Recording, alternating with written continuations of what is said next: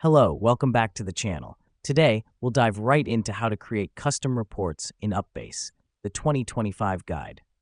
Let's kick things off with the first step, logging into your UPBASE account.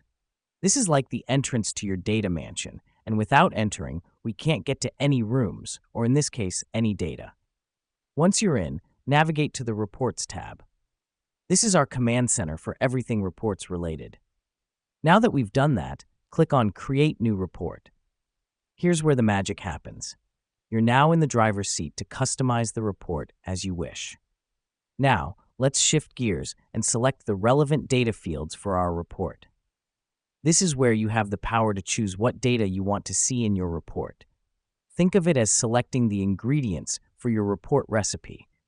It's crucial because the right data fields can give you meaningful insights about your business. Once you've selected your data fields, it's time to set filters. The reason we do this is to refine your data and make your report more specific and relevant. Like using a sieve when baking, it helps separate the wheat from the chaff, ensuring only the most relevant data makes it into your report. Next up, you'll need to define your report layout. This is like arranging the furniture in your data mansion. You want it to be practical and easy to navigate. The layout will determine how your data will be displayed and organized in the report, making it easier for you to analyze your data. Finally, hit Save and Run. This is the button that brings your custom report to life. It's like the Start button on your oven that starts baking your report recipe.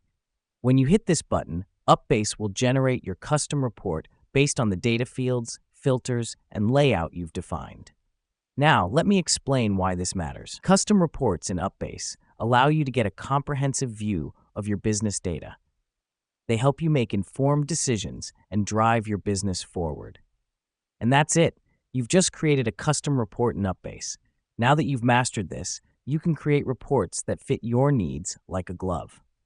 Thanks for joining me today, and until next time, happy data crunching.